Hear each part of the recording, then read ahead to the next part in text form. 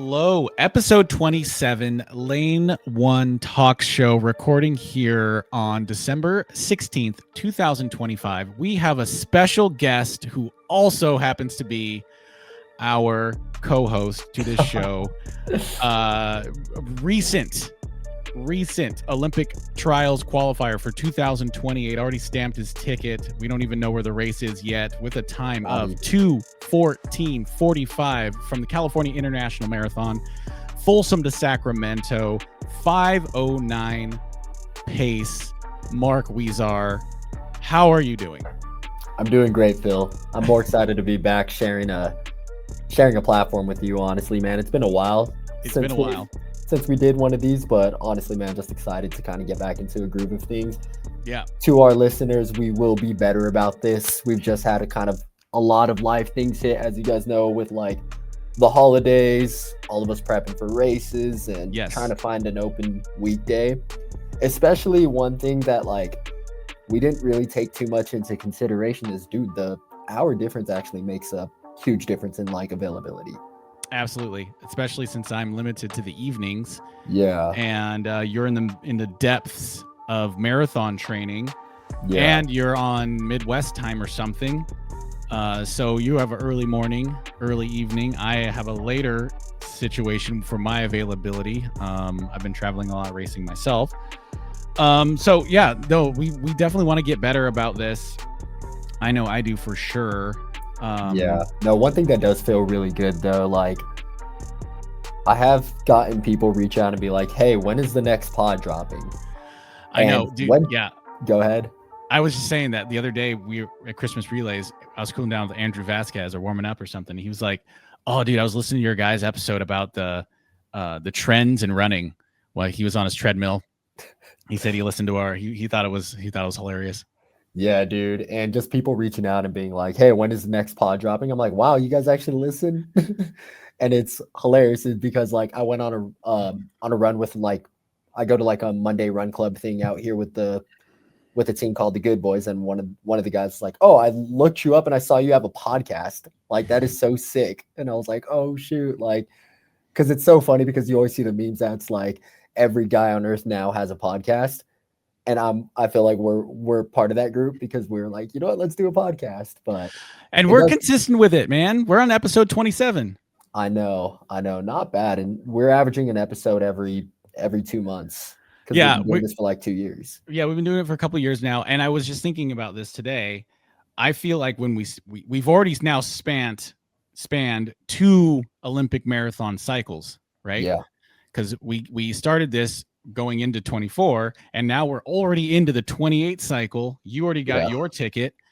So we've had a very small period of time actually where we haven't had an active qualifier on the show. I know, seriously, man. I feel like you just ran yours you did. You ran it like a year and a half ago. Yeah, like a year and a half ago. Maybe almost 2 years actually, but it hasn't been that long. It hasn't been that long. Well, my time was about almost 2 years ago, but the trials was only about a year and a half ago, or I guess almost 2 years. Yeah, the trials was almost 2 years. That's what I was saying. I'm like, anyway. The trials was almost 2 years ago, and the performance, the OTQ, was almost 3 years ago. Yeah. But again, I feel like it was yesterday, right? Because as you probably can attest to now, it's like Disneyland. Yeah, Disney World. Disney World, exactly. Yes, sir. But I wanna hear about it, man. What was your first reaction when you made it through the chute? You saw 2:45 on the clock. How did it feel? How did it feel to know that you had achieved your goal, that you executed? Dude, I'm not gonna lie. I milked the hell out of that thing for like the last 2 miles. It wasn't even like a finishing shoot thing. It was like a last 2 miles that I knew I had it. I knew there was zero chance that I wasn't getting it, and I knew that I can be under 2:15. So was that it when like last 2 miles you knew you had it, or did you know you had it at like mile 15 or? Well, like you gave me some advice. It was weird because like typically, you know, when you're approaching the first marathon, for me, I reached out to all the people, like even people I've coached. I've reached out to like you who's run it. I reached out to Sworn. I talked to Raj, my coach. Like I talked to so many people about it, and Right. the advice everybody gave me played a huge part at like every step of the way. But to one thing that you in particularly told me that resonated with me like the entire race was that you were cautiously optimistic. Yeah. Where you said you felt like you were Sean Davidson demo man loop nose breathing. Yep. Like, but you were like, I feel great right now, but at some point it's not going to feel great. And that's kind of how I was carrying myself throughout the duration of the race. Was I got to 10 miles, and advice from Swarnjeet was, he's like, once you hit 10, 13, well, his advice first, he's like, 6 to 8 is going to suck. I don't know what it is. Every marathon I've run, miles 6 to 8, it doesn't feel as easy as you want it to feel. He's like, but you get to like 10 to 13. He's like, and I just started envisioning myself crossing the line because of how easy it felt. He goes, and I zoned out and went into like flow state for 4 miles, because you're just like taking in the moment. You're like, wow, I'm really effing doing this. So for me, throughout the duration of the race, it was like that cautious optimism, but also I was very confident. It was one of those days where I've only had this maybe like one other time where in my head I was like, you can have a bad day any single day, but today is not that day. That's awesome. Because like a month prior to the race, I did a half marathon and I was clipping off 4:48s and I felt comfortable at that. So in a perfect world, I was thinking this whole time, maybe if those 4:48s felt comfortable, could I run 5:08s feeling like I'm walking? But that just wasn't the case. I got out mile 1 and was like, looked at the watch and it said 5:20, and I was like, oh no, like this does not feel, that 5:20 felt like a walk. And having to press to like a 5:05 to get with the trials pack, that felt like, okay, I am competing, like I am racing. So unfortunately I didn't get that. But again, it was one of those days where I was like, there is zero chance you're having an off day. There is zero chance you're having a bad day. No part of me believed I wasn't getting that time. That's awesome. And that was when, and you, did you have that feeling prior to starting, or like as the race was progressing? Which part? That I am getting this time today. I had that the whole build, honestly. Oh, Like nice. every single workout, every single thing I was doing, I just fully believed I am checking off this box. And it was funny because a lot of like the people I run with or the people I talk to, like, it's not that they got frustrated, but it was more so like, this is not going to be easy, because I talked about it like it had already happened. In my head, I was training for it, and it was like the most prepared I ever felt for a race. Yeah. So No, like, yeah. every single workout, every single session, every single run I was doing, I was like, this is for the outcome. This is for the goal. Not going to lie, I was shocked to see 2:14 on the clock. I thought I was going to run like 2:15:40 and like get by and be like comfortable, in the sense of where I was like, I got it, kind of like how you got the 2:16:40. Right. That's like the same way I envisioned it, where you were like, I see how people can blow up in the last 10K, but it wasn't happening to you. You just pressed. Yep. And that's kind of what I thought was going to happen to me. So me getting the 2:14:45, that was icing on the cake. Yeah, and I think that mantra, right? You had that mantra in your head in the build that I'm getting this, right? You had that cautious optimism, and you had some things that resonated with you, and with me it was Joe Rubio. He had said, we're gonna get you fit enough to get the standard on a bad day. We're gonna get you fit enough to get the standard on a bad day. And that just like, that solidified it for me. And it was the same exact feeling as you're describing, where it's like, you're not out there bragging about it. You're not out there like recording reels of yourself, like talking like UFC trash. You know what I mean? But it's just understanding that you have with yourself that you can achieve this, and all you have to do is arrive healthy to the start line, right? Yeah, exactly. Like the work is done. Yeah. And in my head, I envisioned myself doing it over and over and over. I'd envisioned myself crossing that line. I thought about how I wanted to feel, what I wanted to be thinking, where I even did this thing where I dedicated each mile to a different individual, so that if it ever did start to hurt, I'm like, I am gaming up for somebody else. Or like, I am like, and it wasn't just individuals either. Like, for example, mile 7 was you guys, my boys back home. My frogs and dogs were mile 7. So I like 7. Wrote it down on like, because 7 is biblically the number of perfection. So I was like, my boys. Oh, But so I went down, I wrote down like what mile was for everybody. So if it did start to get hard, I can like look back and be like, okay, you are running this for this person, or like you are running this for this group of people. yeah. So That's good. I like that tip. That also that gives more meaning, more weight yeah. to what you're doing, but also it, it's a 2-hour race, and it also keeps your mind occupied. Yeah, definitely. But I want to hear how the race went, right? Take me through the 26 miles. I from the clips that I saw huge packs. I saw some pacers. I saw some celebrity pacers. Um, take me through the setup. Take me through the pacing. I'm really curious about that. Yeah. So in terms of setup, how far back do you want me to go? You want me to start at the race or like the event overall? You could talk about your travel. Yeah, you can talk about your preparation. Yeah. So what made it really comfortable was I traveled with my sister. She Mhm. also ran CIM. She unfortunately missed her personal best by like 2 minutes or like 3 minutes because she went out too hard in the first 10K. I hope she's hearing this. I told her run 7:30s. She ran 7:20s for the whole first 10K and was like, yeah, that gassed me a little bit. But with that being said, I traveled with my sister. We hung out like the whole time, got dinner and stuff like that. And so it was really comforting because her, like, she's been probably outside of like my mom, my biggest supporter. Like, since I was running as a kid, since I was running in high school, since I was running in college, she's at like all my meets.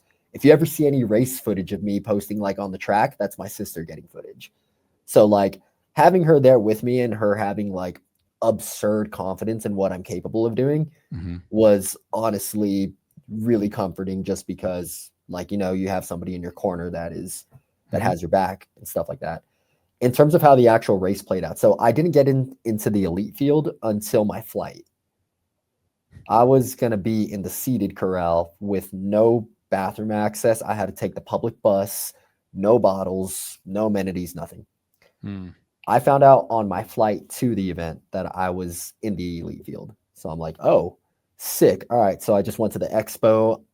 Luckily, the host nutrition brand was Precision. And me and Raj here at home, we use Precision. So I'm like, this is perfect. This is like exactly what I trained with. And I'd packed some gels too. So that was also nice to kind of have in my back pocket. But so did that, got my bottles all set up, and then more comfort. A lot of the guys I run with here in Denver, so I don't really work out with anybody, but like some days that I do, and like my easy runs, a lot of the guys that I run with out here were also in the same field as me, also going for the same goal in the same time, and I know what they're doing, what kind of fitness they're in. So got to see them. So it was good to see a lot of familiar faces. Another one too, seeing another familiar face was Silas. I sat with him on the bus. We got on the bus together, got to the venue together, and like it's always nice when you have like an actual friend, you know what I mean? Right. And I'm not just in there like with headphones on. He and I are just shooting the shit on the bus, like, yeah, how are things? How's surfing been going? How's climbing been going? Like stuff like that. Like we're just shooting the shit for like an hour because it's a long ride from Sacramento to Folsom. Yep. So that was a really nice part. And then we warmed up. Oh, sorry, burp. Got all ready to go. And we get on the line. And first thing we're doing is like, you're kind of just looking around. All the guys going for like the win, you just kind of give them the front line. And along with like the women that are like, you give the women their due diligence, get them on the start line as well. And then it's like, all right, who are our paces? All right, to the left, we have CJ Albertson. To the right, we have Rory Linkletter. If I'm running with those two guys, like I'm in a good position. Prior to the race at the technical meeting, we talked about like what the plan was. And they said they wanted to play with a little bit of house money, but they were looking at about 67.45 to 67.50 through half. And for me personally, I was like, I kind of wanted 67.30 because I wanted to be like ahead in case it started getting hard. Like I wanted to run a 5:12 or a 5:15 and not worry because I'm like, I'm ahead by 30 seconds at half. But so gun goes off and I'm just like laser focused on finding this pack. I'm just like, okay, I need to figure out where I need to be and then just like lock the heck in. And one thing I noticed really early on is, of course, like the entire elite field, along with the seeded field, everybody believes they're going to run that under that 2:16 time. So one thing that was really, I guess, annoying and frustrating early on was mile 1.2. Right, right after mile 1, you have people jostling for position in the marathon, like covering moves, trying to shoot through gaps, trying to like get to the what mile was that? 1.2. Oh Like man. jostling elbows, people clipping each other, like some people going down, like shooting gaps to try to get like further up in the pack. And I'm just sitting in the back of the pack, like, bro, we're exercising for 2 hours. Like, we're going to be out here for a very long time. Like, might as well play nice. Yeah, that is something Sergio told me, is you want to be a Toyota Prius, especially in the first part of the race. You want to be fuel efficient. You don't want any jerkiness. Yeah. And Joe sent out an email. And in his email, he said, talking about CIM, he was like, be wary of making any surges, any moves in the first half. He's like, first half should be 0 moves, 0 surges, covering 0, because halfway doesn't start for 7 more miles. And so for me, I'm seeing all these people make moves, like cut across the pack, trying to run tangents. And I'm like, I'm just going to sit back here and kind of like remember in Club Cross in 2021 when we talked about how it was going to go. And it's like, we just got to get to the back of that front pack and let the carnage happen and just make sure that you're attached to the back of that pack. And the carnage happened. The carnage happened. Yeah. I was in like 50th to 55th, like most of the race. And we swam into the top 10. Yeah. No, I'm talking about CIM. Oh, CIM. Yes. That one we were in the 20s and we climbed into the top 10. Yeah. Yes. But CIM, I was in like the 50s the whole time. Right. Just sitting in the pack. And Dustin said it looked hilarious because he's like, you look like Kipchoge because everybody's like in this U trying to get these positions. He's like, and you're just like in the middle right there, like using people to shield you. I'm like, yeah, dude, I was just trying to conserve energy the entire way. And it was like, I was, trying to follow the clips and the photos, and you had tucked in so well that there's not like a super clean photo or video of you out there, you know, but that's fine. That's just to me, that just shows that you were just being efficient. You know what I mean? Like, yeah, you weren't out in the side, in the wind, you were tucked in and using the people around you to provide that buffer. Yeah. So you know what I am most proud of this race though? So my distance that my Garmin got was 26.2. And I looked at everybody else in the race and they're 26.34, 26.31, like 26.37. Like everyone was in 26.3s. Mine was 26.21. Yeah. I was like, I ran the course how it was intended. Like I ran the perfect tangents. I ran like 0.01 longer than like the course is intended to run. That's amazing, dude. So I felt like I did everything right in that regard. That's amazing. Yeah. And then the majority of the race, like I'm not going to walk through every single mile, but like the majority of the race, I honestly was just zoned out trying to be in like a Zen state, trying to keep like as little energy as possible. And what was hard to get into that state is because, early on in a marathon, as you know, you feel good, right? Probably in the first 5 to 10K. Dude, there were people chatting like as if it was a joke. Like guys talking about like playing video games, other guys being like, so where are you from? Like, and trying to have conversations with other people in the pack. Needless to say, those were the people I know for a fact did not qualify. Oh man.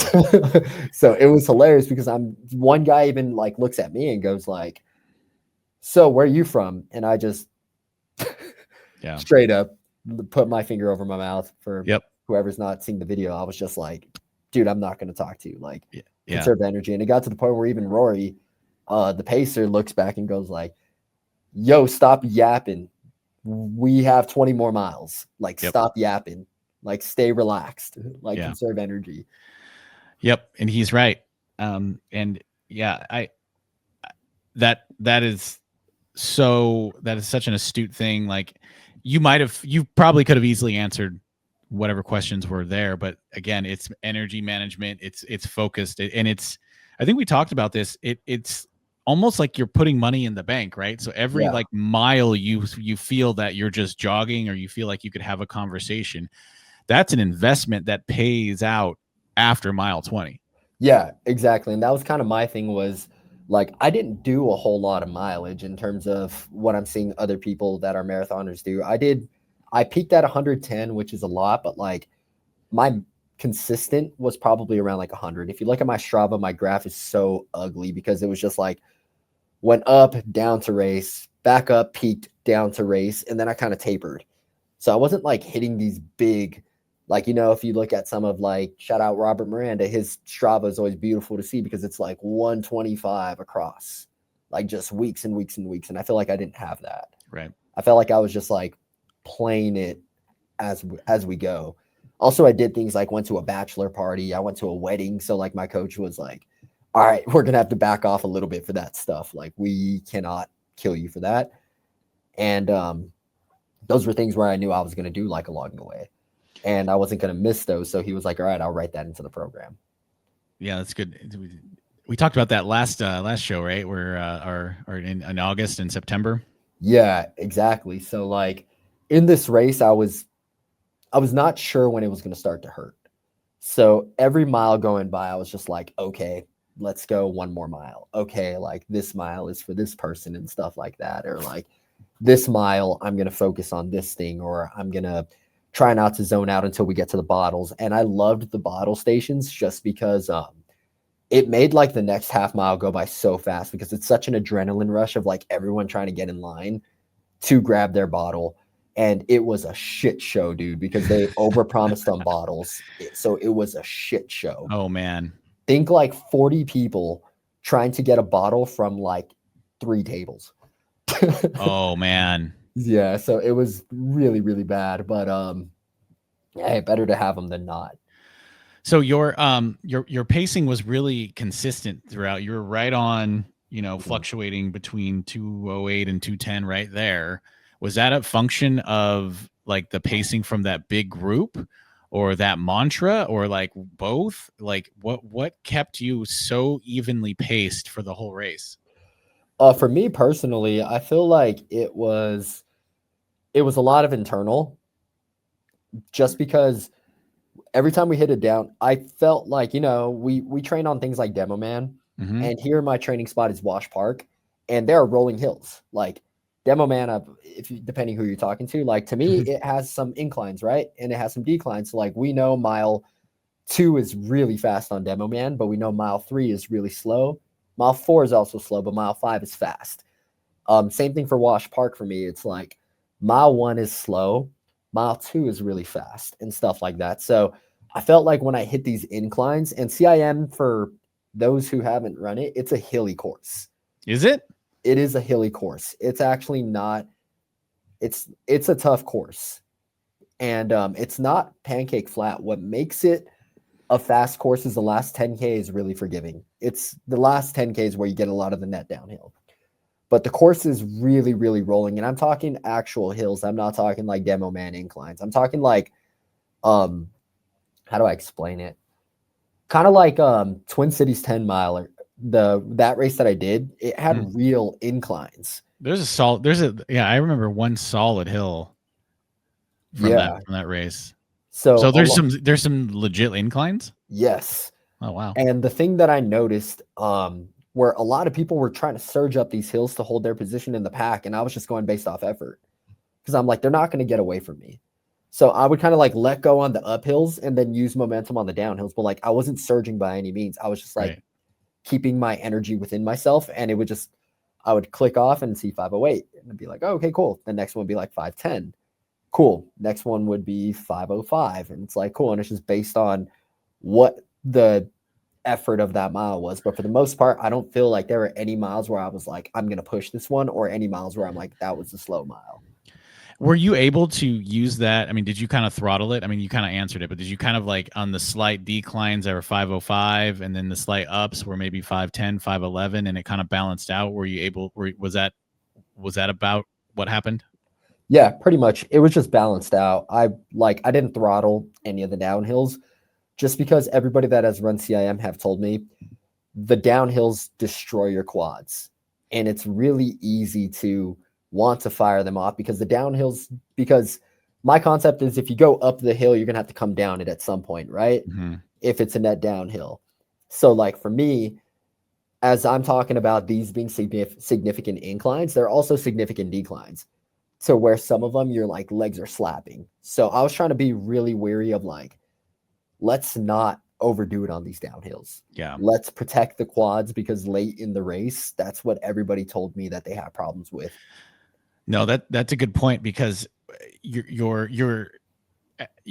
could experience muscle fatigue, right? Like Yeah. from such a long, hard effort. If you're pounding on those downhills, and let's say you run like a 450 or something like that, Yeah. it's not so much gassing you aerobically as it is putting that fatigue and stress on your muscles, and they just like will wear out quicker, earlier in the race if you're not careful with that. So I can definitely see that, right? Because it's one thing to hammer, a 4 mile, tempo Yeah. with some downhill, but you know you can really beat up your legs and experience that fatigue, and they'll probably start to give out towards the end of a 26.2 mile race. So yeah, that is a good point. I never really thought about that.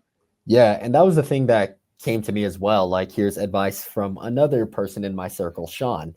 Sean was like, your legs will go before you go aerobically. He's like, that was always my problem in the marathon because Yep. he was only doing like 80 miles a week. And he was saying, aerobically, I felt great. I at no point was ever struggling. He's like, just my legs went. He's like, the hamstrings go, then the quads go, then the calves go. He was like, so just keep that in mind, is your legs will go before you go aerobically. So that was one thing where I was trying to be really considerate of. So like, especially in the gym, I was really focused on the legs. I replaced the upper body with climbing. And all my gym work was focused on legs. Mileage, I try to do a lot of my singles 12 miles so that I had time on my legs and stuff like that, because I was really concerned about the attrition. And that was the first thing that concerned me when I first started feeling actual fatigue during the race, was around mile 18. Yep. And my hamstrings were shot to the point where I was like leaning forward a bit to try to like use my glutes and my quads more, because I'm like, my hamstrings are done. I don't have 8 more miles in my hamstrings, but I do in my quads and my glutes. So like trying to lead a little bit forward so that I can use these different muscle groups and stuff like that. So my bad, I had a burp again. Sorry, I just like literally ate dinner at Chipotle. Oh, nice. But yeah, so for me, it was more so managing in the last like 10K, my legs more so than managing like any aerobic side of things, or like I wasn't breathing hard, or I didn't feel gassed. It was just like, I'm tired. Yeah. We've been running fast for a long time. Yeah. And is that when it got hard, was like mile 18, mile 20? So not really when it got hard. That's just when I started feeling a little heavy. So I wouldn't necessarily call that hard yet, just because like I've done 10Ks where I feel like this, or it's not uncharted territory for me. It was very manageable at this point. Like I was still very confident. I wouldn't necessarily call it that it was hard, but that's just when I started for the first time feeling fatigue. If you get what I'm saying. Does that Yep. make sense, or does that sound contradictory? No, that's when you had the onset of fatigue, and it was more sort of muscular than it was your legs giving out, like you said, like Sean Davidson said, and not so much aerobic fatigue. So you would say that like you didn't really feel aerobic fatigue throughout? No, not at any point in the race. So like for me, when I hit 18 and my legs were feeling tired, and I was just like, okay, we just need to make it to the coveted 10K to go. Like everybody says 10K to go is halfway. And I was like, if I can make it to 10K to go, I can fight for 30 minutes or 32 minutes, whatever it is. Like I can fight for that long. I'm that tough. I've done this multiple times. I've done halves where I have 10K to go and it hurts. Like I've raced 10Ks in the heat in Tallahassee. I've raced 10Ks in the mud at Tacoma. Like, yep. I know I can make it through 10K, but I hit mile 20 and I still felt really good. And I was like, okay, we're still chilling. Like, I'm still very confident. And I was just kind of like waiting for my next bottle. I was like, if I can make it to 23 and get my bottle, like, I'm effing chilling. But the worst possible case scenario, we had our last bottle at 23.3. I watched someone smack the hell out of my bottle off the table by accident. Oh. And I'm like, no, like I really needed that, because I started to bonk a little bit, and that's when it started to get hard. where I defined it as like I was ready for that race to be over. If we finished at mile 23, I would have walked away being like, easiest thing I've ever done in my life. But when I didn't have my bottle, and luckily, like they were passing things out on the course, but I freaking missed one of those gels too that they were passing on the course. Man. And I was just like, all right, what do we do? Because at this point, like I wanted to get greedy. I wanted to send my last 5K. I was saying in my head at 20 with 5K to go or 2 miles to go, I'm going to full send, like foot on the gas. But now I feel like I'm bonking a little bit because I didn't get my last bottle and I didn't have any more gels on me. So I was just like, shoot, okay, what do we do? And I see two of my friends that I run with out here starting to take off, and shout out Nick Randazzo too. Like there's just guys that I know I can run with are making their move to take off. And so I'm looking at my watch and my average pace is still saying like 5:08. So I was like, okay, what do we do in this situation? Do I try to send it and risk fully blowing up? Because I've seen what blowups could look like in the last 5K. I've seen people go from 5:12 to like 6 flats. And if I run 3 6 flats, I'm out. Yep. Like I'm not getting the time. So in that moment, I got anxious. So I was like, you know what? Just let him go. And I was like, let's be comfortable and see what that gets you. And I ran comfortable for the rest of that mile and I split 5:08. And I'm like, okay, let's do one more mile comfortable within myself. Looked at the watch, split 5:15. And I was like, I feel great. Like I'm comfortable. So going back to my point where I said I really enjoyed this. So what happened from there on out was we had crowds. Bro, I knew I had that time because I saw with a mile or with 2K to go, I needed to run like 7 minutes or like 8 minutes to get under 2:15. And I was like, I got this in the bag. So, bro, I just started high-fiving the crowds, screaming like, let's go, waving my arms in the air. Like I was still passing people and I was like, come on, let's go, man. We can do this. Like we got the time. And I'm like turning the corner. I'm high-fiving the crowds as I'm going. Someone was holding up like hit my sign for power, smacking it and stuff like that. Then I saw 400 to go and the time on the clock was like 2:13:30.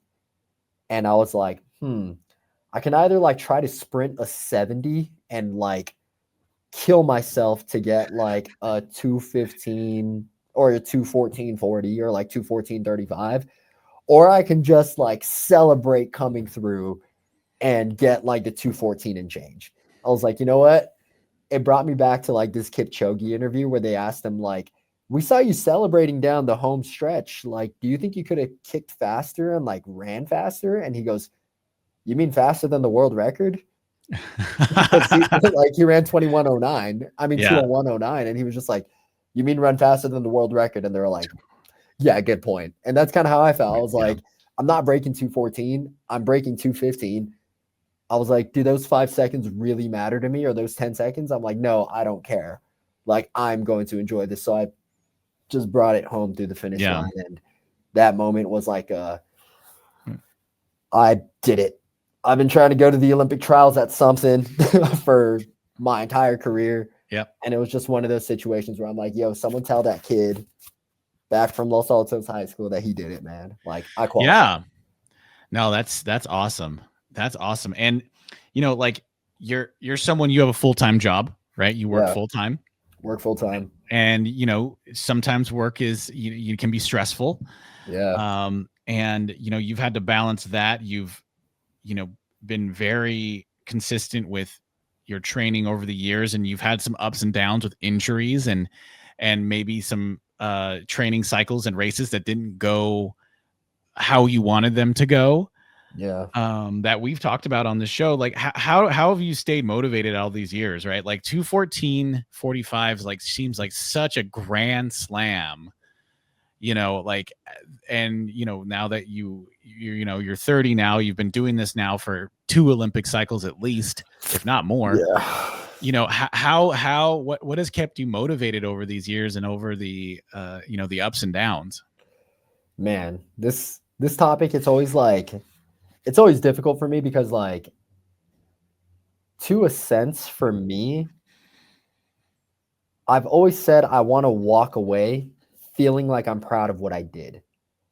To this point, I haven't been totally proud of myself because I feel like I don't know, and it could be a lot of people. It could be me having high expectations of myself, because if I ask a lot of other people, they will tell me I've had a very successful career.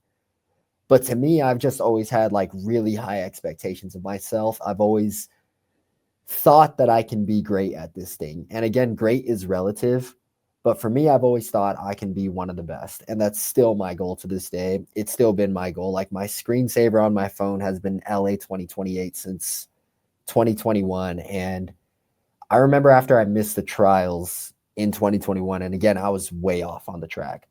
I met with Joe that year and I was like, I put this as my screensaver. I look at it every single day, which is the LA 2028 like thing. And I was like, I'm going to the trials in 2028 on both the track and in the marathon. And I'm going to try to put myself in the best position that I possibly can be to try to make a team. And again, telling people I want to make an Olympic team in the United States of America as a distance runner, you get laughed at, because, you know, that's reserved for 3 people that are running 2 minutes faster than me in the 10K, or that are running 10 minutes faster than me in the marathon. But if I've always said I'll give myself to 2028. And if I do everything I possibly could to get there, and everything I possibly could to put myself in a position to at least be competitive and compete, I will walk away and say I am happy with my career. So for me, to this point, I made it to where I finally checked off one of my boxes, because I said I wanted to make a trials, and I finally did. And that's checking off one of the boxes. So that's basically what's kept me motivated. And again, we can't do this forever, is another motivating factor. Like for us, it's a finite amount of time until other things take priority, or like eventually you just decide to like not want to be competitive anymore.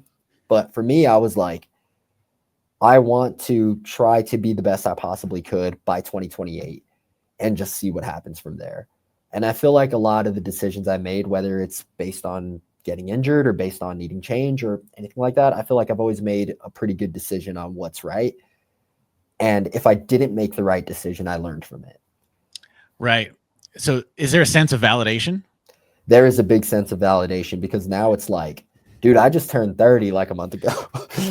So for me, I was like, dude, I've been doing this thing for 9 years. Right. Like post collegiately. So for me, I finally feel like I got a result. And dude, I didn't even post about it on Instagram outside of a story, because for me, I was just like, that moment felt so special to me that it was just like, I need to soak this in for myself. Yeah.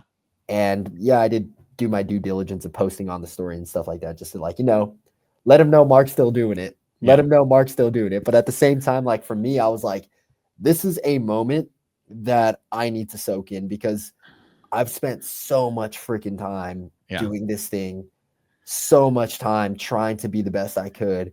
And then to finally have a result where I'm like, that is what I'm capable of. Like that, my debut marathon was 2:14:45. Right. Like everybody's saying 2:17 would be great, 2:16 would be great, 2:18 would be great. I would always say, if I don't go under 2:15 on my first one, like I would consider, like, I think that's what I'm capable of. So for me to get a time that I've been saying for years, this is what I think I'm capable of. And it's no disrespect saying like any of the other times are slow, but it was just like, I think I am capable of this. And every time I've said I'm capable of this, I've never gotten it, if we're being honest.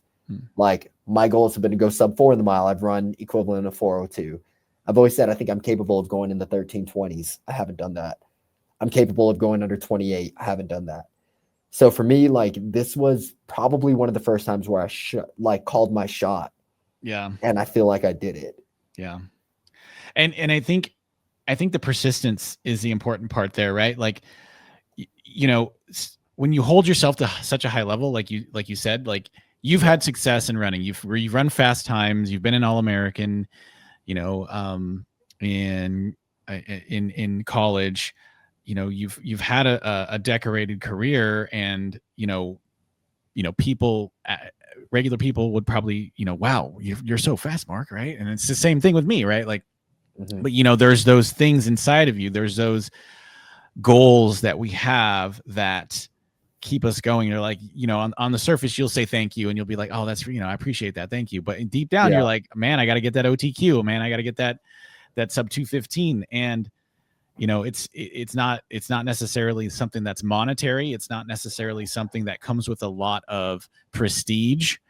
But it's something that is, very important to us, when we achieve those types of goals, and enjoy the moment, dude. Like, that is something that, and you've gotten the time now very early in the cycle. So you can enjoy this for several years, in the lead up, and the, all the news updates that's going to be coming about, like where the Olympic trials are going to be, and, the bidding process and all of that. And then, the trials itself, and then your, whatever races you're going to plan next. Like, enjoy the process. You've done the hard work, soak it in. It's such a, qualifying for the trials is such a special thing that not many people get to do. And it's such a special, unique thing in the United States, right? Because we're one of the few countries that has an Olympic trials for the marathon distance, and it's its own bespoke race. I mean, we've talked about this before. It's like, it's not just the US championships that sends the team to the world championships, right? It's a full bespoke race with the purpose of selecting the Olympic team. Yep. And it is the definition of invite only, right? Yeah. And so, enjoy this, soak it in, and like, that is, that is such a big accomplishment. Yeah. And honestly, man, like, shout out to, I got to give like the special shout out to all the people that were on this long journey with me, just because, again, it didn't happen just in this one build. Like, right. The relentless years of grass loops, poly, grass hills, going to the track, trying to figure out what works for me, trying to figure out like exactly how I'm going to try to become the best version of myself, going through the various training partners that I've had. Like, there's been spans where it's just me and Sean, where it's just me and Craig Huff, where I had the whole garden house. Span of times where I had just me and Silas. Span of times where it's just you and I, like, ripping out at Demo Man, and times where we had big groups and stuff like that. And honestly, like, the reason why I felt like this was a culmination of everything all in once is because, like, dude, I got so much advice from so many different people and so much words of like affirmation, the whole build, the whole process, the whole, like, to where I didn't feel like I was in it alone, even though like I did move to a complete different state. And I did kind of start from scratch where I had like maybe 2 friends max. And then from there, like, people still rooting for me, like, from back home. And then here making friends, like, the 2 people I mostly ran with, like, they're not competitive runners anymore. Like, in the sense of, like, one of my buddies, shout out Brooks, he ran at Duke for a few years there. But like, dude would just meet with me after work and we just run 8 to 10 miles. Another person, shout out Britta. I met her randomly on a run club also with like Brooks, and she would just pull up sometimes to just run with us like 4 miles of like our 10-mile run. And then also another guy, Thomas, would just hit me up or I'd hit him up. We go do Wash Park loops till failure. Or like, and also the good boys out here, they have a social run every Monday where there's just like packs of 20 of us deep and we just roll 5 miles real quick. And a lot of those little things, from like having my boys back home, being in the Frogs and Dogs group chat, to being able to have all these people that are like playing little roles should I say big roles in this thing that is so important to me, that like it is helping me get through every single day. That it was just all of this culmination, you and I talking about it, me and the boys talking about it, having all these conversations about it. And also shout out my coach as well, John Green. Like, all of this culmination led to this one day of just years and years of hard work where I'm just trying to survive days. Yeah. And finally to have the result like happen the way that it did was like really, all right, I can take a deep breath. Like, I finally accomplished something I am proud of. Yeah. And to have all of that, all those experiences and all those individuals that have helped you along the way, and all the people that you've helped along the way as well. And then to go out there and get it right on that day. It's so Yeah. difficult. People don't understand how difficult it is to have everything go right on the day of a marathon, right? Because you could have the perfect preparation, you could have everything, you could have bottles, it could be a nice day, it could be perfect weather, perfect pacing, and then you have some like stomach gastro thing. Yeah. You know what I mean?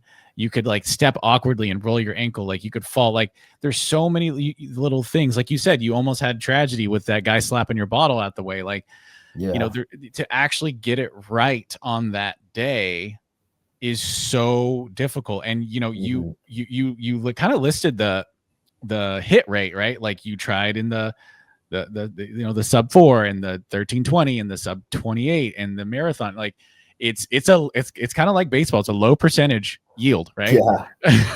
Yeah. And especially with like the type of results that guys like us are chasing, like one day you will have that home run. Yeah.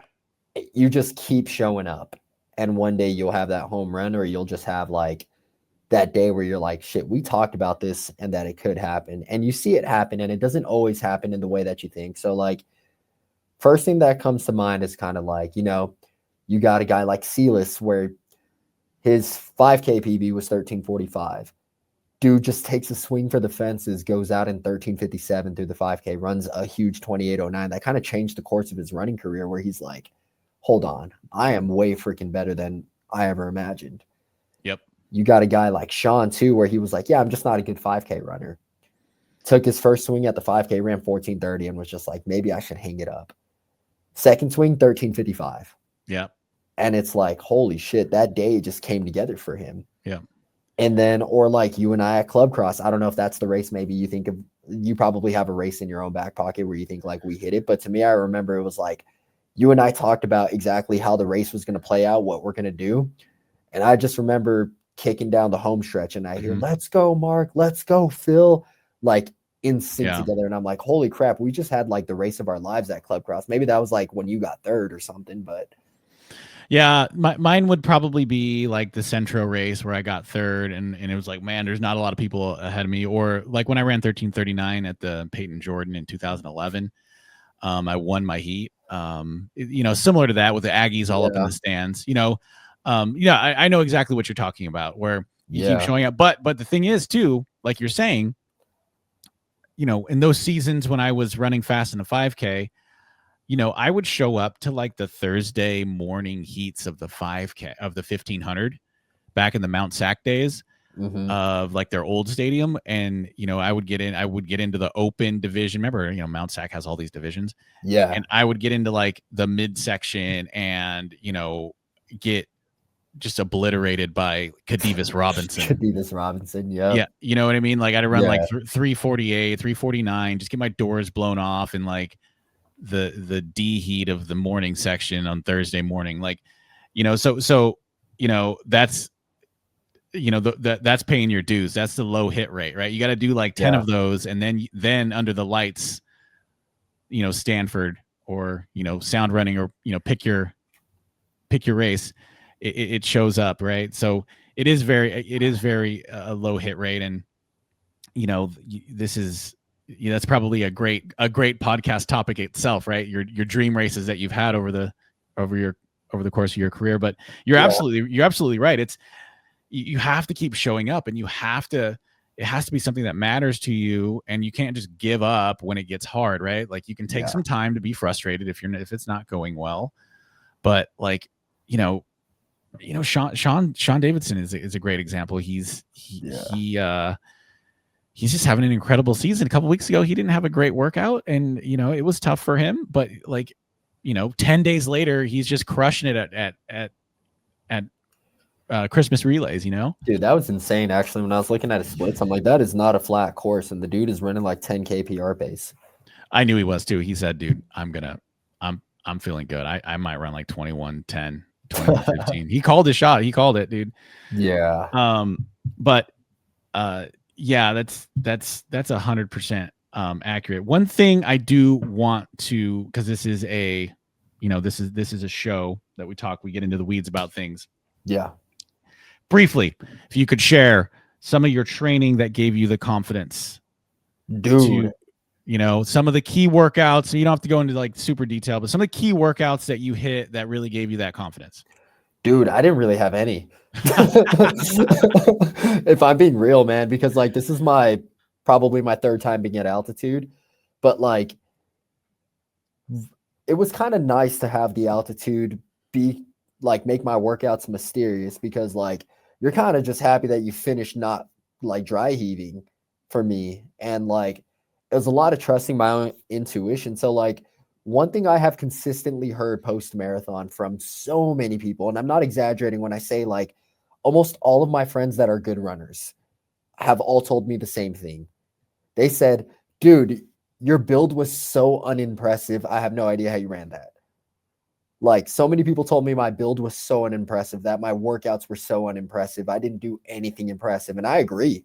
Like, I think it was impressive for what I can normally do at altitude. So like if I'm running, so like my best workout that probably gave me like, okay, if I did this at sea level, I would be hyped. The only one that I probably have in my back pocket where I'm like, if I did this at sea level, I would say I'm in the best shape of my life. That workout, I did 24 by 400 off of 60 seconds rest. You know, standard staple workout, right? And I averaged 68 with my last one in 59. Wow. Straight, no sets, no set breaks? No set breaks. Wow. Just 24 of them, 68s, like clockwork, 60 seconds recovery. And my last one was a 59. That was probably the only workout I had my whole build where I was like, holy shit. Like if I did this at Poly on a Wednesday night, having help from Silas and Sean and yourself, like I would be like, dude, we are going to kill people. Like we are going to crush this next race. So doing that at altitude was probably like the time where I was like, okay, cool. Outside of that, like, dude, there'd be some days where I get home and I run 4x2 mile and I'm averaging, and I run them all in 10:40. And that was like, that's what I can muster today. And Raj would be like, dude, that is such a bad workout. And I'm like, hey, bro, that was threshold today. Like, we might be onto something with these mid builds. Yeah, no. And like maybe another workout that I had where I was like, actually like, okay, we can do something here was I did a 6 mile steady state at 5:06 average around like kind of a hilly course. And it being at altitude, I struggle here really bad with pace. Like, dude, everybody kicks my ass here. My easy days are 8-minute pace. Like for me, threshold, my coach would prescribe 450 to 5 flat. I'm like, dude, realistically, I can't do that. Like having to swallow my pride. If like I'm in slow and someone tells me 450 to 5-minute pace, I will go for it and I will execute it that way. Here, I have to like be realistic with myself and be like, dude, I can't do that. Like, it's just not possible. I don't have the facilities for that. And so a lot of my work wasn't really anything where I was like, I'm doing this crazy work. It was just trying to string days together. So one of the worst and best things that ever happened to me was the first time I came to Denver. I did 2 double threshold sessions. I did one on Tuesday, one on Friday, and then I cooked a long run. I did 18 miles at 5:45 pace. I didn't sleep for 3 days.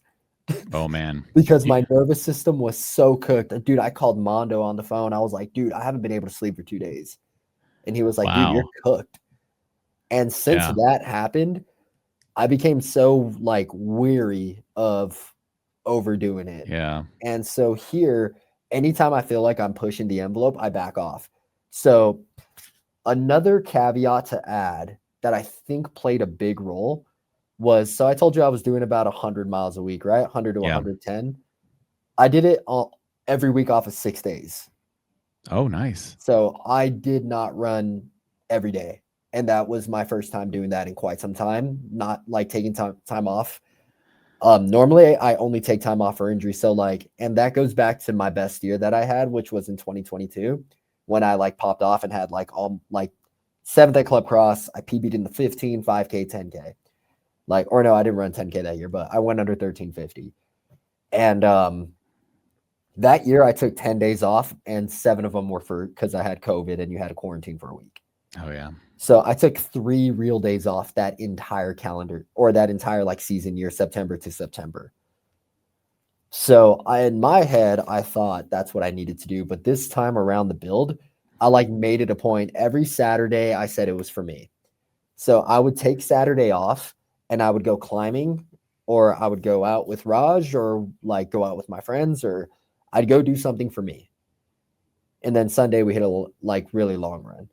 But those are the only things I can really pinpoint that like really I feel made a big difference. Was one, only running 6 days a week and still hitting my mileage goals. Two, just consistency over quality.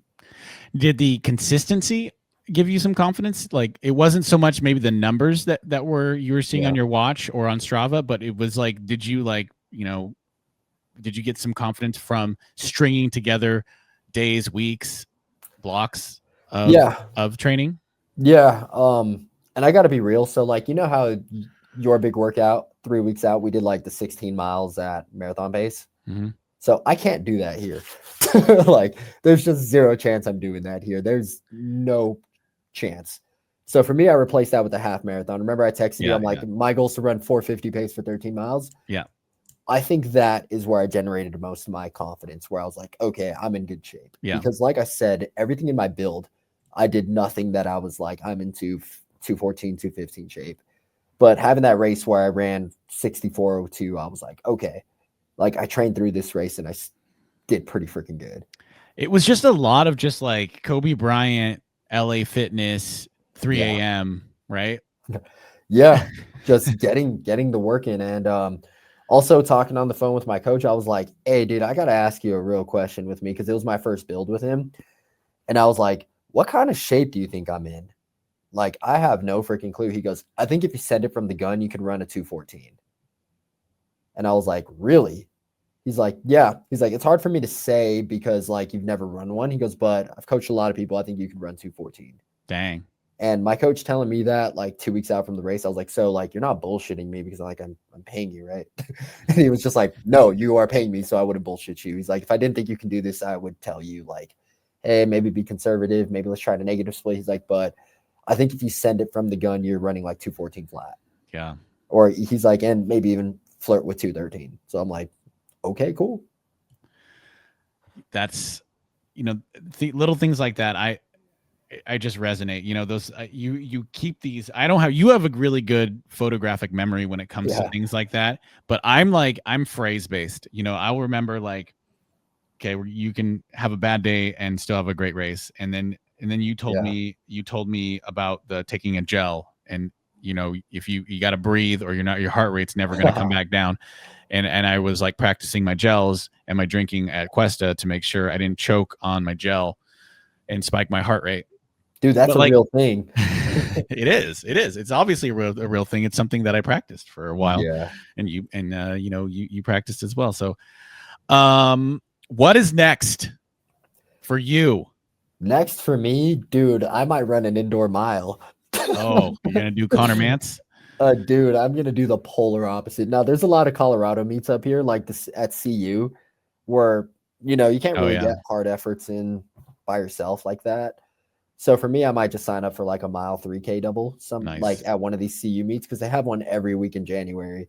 Oh wow! But indoor, yeah. Wait, but is that because Boulder is at like 7,500, isn't it? No, they're also like 52. Oh, they're also 52. Okay. Yeah, Colorado Springs, I think, is where you're going to get like 7,000. Oh, so it's not like more elevation. No. Okay. It's about the same. So I think it would just be to get a hard effort. But the next real thing where I'm like, I want to run well here is I'm going to do the sound running 10. And I really want March. That is in March 28th, I believe. So I really want to run a good 10K time there. I felt like I could have last year. I feel like I just cooked myself a little bit heading into it. So this time around, I have a more methodical approach and a more level head on like what works for me and what doesn't. So definitely think I could hit a time that can get me to US outdoors this year. Nice. Yeah. That'd be awesome.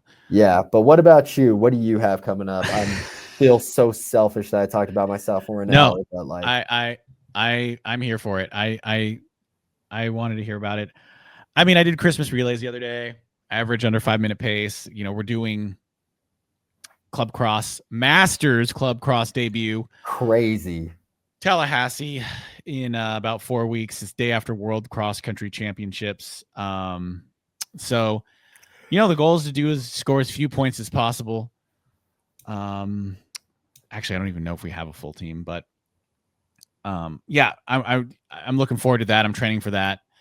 I think it's going to be one of those things that comes together in the last second, right? I think it's going to come together in the next 2 or 3 weeks. Yeah, I mean, the Christmas relays was a solid jump in fitness for you and a solid jump in momentum. So that's already a good sign. Yeah, I keep telling myself that I can run that effort for 10K. I think you could too, especially with Tallahassee. Maybe not with those giant whoop-de-doo hills that they put in there. I wonder if they're going to make you guys run those. They're going to leave them in. They're going to leave them in. But that kind of effort, right? So if it's okay, factor in the whoop-de-woos, factor in weather. So we'll see. I'm humble and hungry. Like I am not like you gotta show up. You might have a Sam Chilenga out there. You might have. You never know. You're gonna have a Malcolm. Like you're gonna have some dudes. Like all the dudes my generation are 40 now. So you never know who you're gonna get. So I'm gonna go. I want to do my best. My build has not been as consistent as I would have liked it to have been for Club Cross, but I'm going to definitely benefit from it being 4 weeks later. Yeah, that's good. Yeah, and then the plan is to jump in a half marathon, the Mesa, which is the Mesa half, which is in February, a month later. So that's the plan there. I really need to get my volume up if that's going to be a realistic thing. Because my volume right now is it's way too low for a half marathon. But again, I think I can get there. I don't think I need a whole lot, right? Like, but yeah, that's what's on the horizon. I'm really excited to go on this trip though. Like I'm excited to see World Cross, debut Masters, but also like be there kind of as like a quasi like assistant to the coach, like mentor kind of person, like on the sidelines, like to be able to be a little bit more involved in that way, like just somebody who's done it for a while, right? And it's going to be so fun to just to be part of the group and everything, and just get to watch the race for once and still have my own race. Yeah, dude, that vlog is gonna kill it though. Very bittersweet though, because this is my first year not doing Club Cross since I joined the Aggies. So that is very bittersweet, but also like excited for everybody and excited for some of the people that it's like their first time they get to do it or get an opportunity to like score with the team and stuff like that. So it'll be fun. Yeah. We'll definitely miss you because we've had a lot of fun at those meets over the years. We have. But yeah, I think we can try and get another episode in before Club Cross. Definitely. To do a little bit more, because this was I'm going to count this as like a CIM special. This is like a Christmas special, because you have like the main series, but then you have a Christmas special. This is like Christmas special. Yeah. I mean, I'm going to be at home for like 2 weeks. So for me, it's like, I'm going to have a lot of downtime. So one of those days. So hopefully we can get another one on the calendar sooner than later. Yeah. Now that but I think that's a good episode. Thank you for sharing. That was a lot of good insight.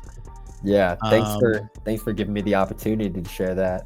Absolutely. It's an exclusive. This is a Lane 1 exclusive, right? Yes, sir. This is Lane 1 exclusive. So yes, sir. Yeah. Thank you, Mark. Thank you everyone for listening. Like, comment, subscribe to Lane 1 for more fun running content. We'll see ya. Peace.